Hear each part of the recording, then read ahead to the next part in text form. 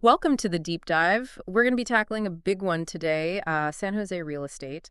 Our guide for this deep dive is a podcast episode called Why is San Jose One of the Most Expensive Cities in California? Hmm.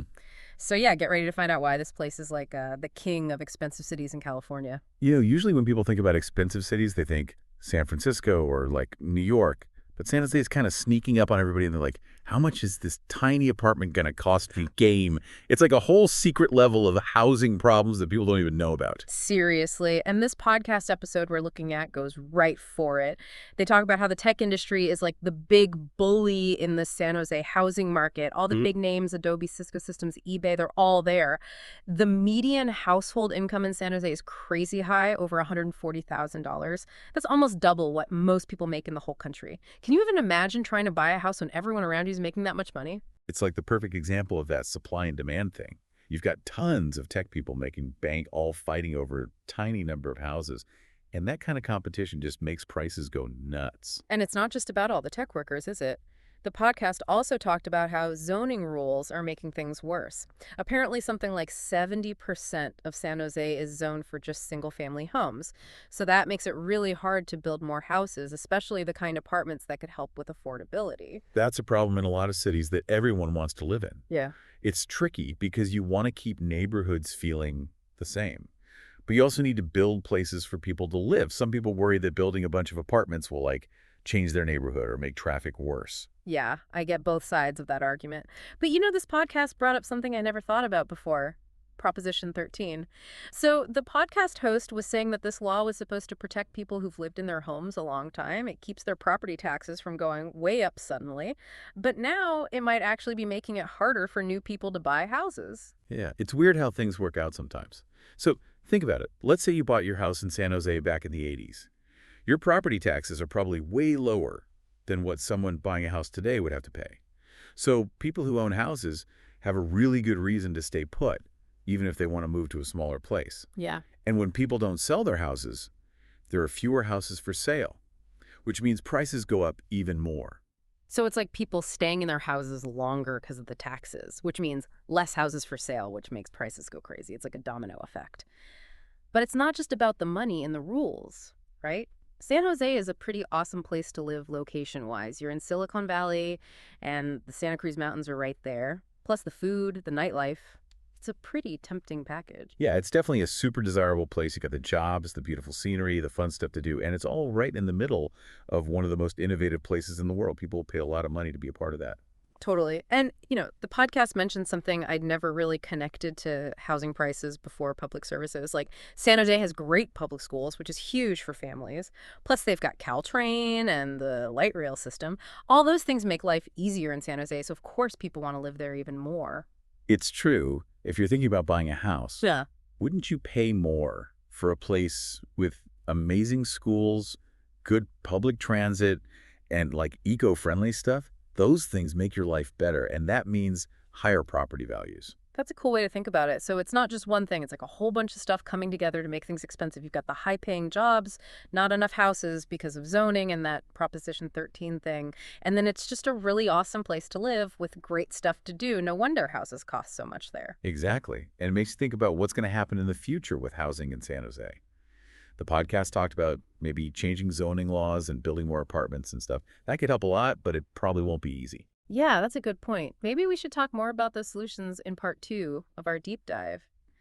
So we were talking about how a bunch of things are making houses in San Jose super expensive, like those high-paying tech jobs, not enough houses, and then just San Jose being a really awesome place to live. It makes you wonder if there's any way to, make it more affordable. The podcast mentions some things that could maybe help, like changing zoning laws and building more apartments. Those sound kind of promising, but I bet it's not that simple. There's always more to the story, right? The podcast talked about SB 9 and SB 10 specifically. Those are state laws that basically make it easier to build duplexes and small apartment buildings, Yeah. even in places that are supposed to be for just single-family homes. Hmm. The idea is to build more places for people to live without making the city way bigger. So it's like using the space they already have in a smarter way. I can see how that might help with not having enough houses, but I'm guessing not everyone is thrilled about these changes. You got it. People worry about how all these new apartments might change their neighborhood. Like, what if there's more traffic or the schools get too crowded? Some people even just don't like how it looks. You know, it's hard to deal with change, especially when it comes to where you live. It's crazy how all these things are connected. It's not just about money, it's about people's lives and communities. But wouldn't you say that, like, doing nothing could also cause problems? What if houses keep getting more and more expensive and people have to move further away from their jobs? Wouldn't that just make traffic worse and put more strain on things anyway? Yeah, you're right. The podcast host talked about that too. It's like you have to choose your problems.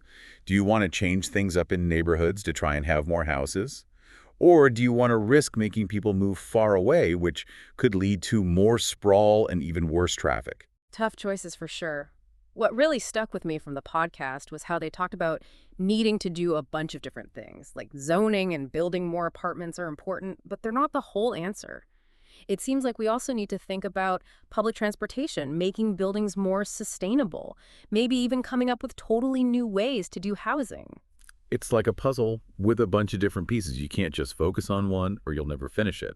Like better public transit could help with the traffic worries that come with building more apartments. And making buildings eco-friendly not only helps the environment, but could also make housing cheaper. And who knows what other cool ideas are out there just waiting to be discovered. Yeah, there's definitely room for some creative solutions here. But even with all that, part of me still wonders, will San Jose always be a place where too many people want to live and not enough houses? The tech industry isn't going anywhere and people love the San Jose lifestyle. Is there any way that houses could actually become affordable for more people? That's the million-dollar question, right? Nobody can predict the future of the housing market for sure. The podcast hosts seem to think that even with changes in new buildings, there's still going to be a ton of demand for houses in San Jose. It's just a really great place to live, work, and have fun, which means people are going to keep wanting to live there and pay a lot of money to do it. The challenge is figuring out how to build more houses without ruining the things that make San Jose so special. It's a tough balancing act, no doubt. And this isn't just a problem in San Jose either. Cities all over California and the whole country are dealing with the same thing. It makes me wonder if we need to think bigger than just local solutions. Maybe there are things the state or even the whole country could do to help with housing affordability. That's something people don't always think about. San Jose is part of a much bigger picture. Stuff that happens at the state and national level, like housing rules, funding for affordable housing, even immigration policies, all of that can affect housing in San Jose. It's like we keep zooming out and realizing how everything is connected. We started talking about San Jose, and now we're talking about the whole state, the whole country, even the world. And that's where the global stuff we talked about before comes back in. Yeah. San Jose isn't just competing with other cities in California for talented people and investments. It's competing with the whole world. Right. We were going to talk more about that global side of things. Let's shift gears and focus on that for the last part of our deep dive. So we've been talking about all the things that make houses in San Jose so expensive. And now we're like zooming out to the whole world. San Jose's in Silicon Valley, right? And that's like a global center for tech. People come from everywhere to work there. So how does that global stuff affect the housing situation? Well, it makes things even more complicated. Think about it. San Jose isn't just competing with other cities in California for workers. It's competing with places like London, Tokyo, Bangalore. Silicon Valley is like a magnet for people with special tech skills. And all that global competition really affects housing. So it's not just people from other states moving to San Jose, it's people from all over the world bringing their skills and their money. Exactly. And a lot of these people are used to living in places that are even more expensive than San Jose. So they're okay with paying a lot for housing, which makes prices go up for everyone. And then people who've lived in San Jose for a long time might not be able to afford to stay there anymore.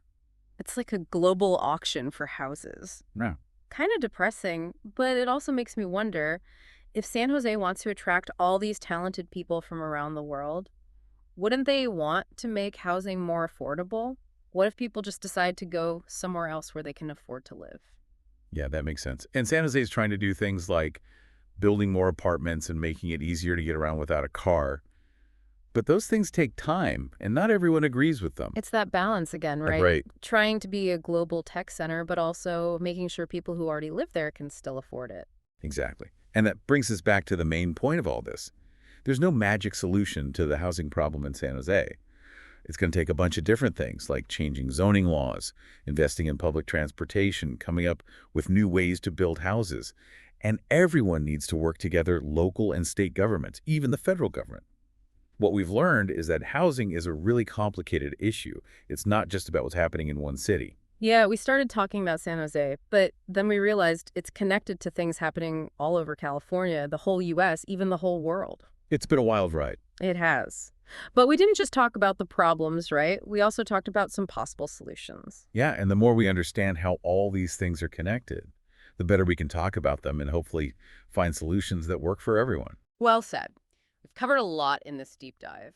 Why houses are so expensive in San Jose, what people are trying to do about it, and how it's all connected to bigger things happening in the world. And the biggest takeaway is that this isn't just a San Jose problem, it's happening in cities everywhere. So as we wrap things up, I want you to think about this. Imagine you're in charge of making San Jose a place where everyone can afford to live and businesses can thrive.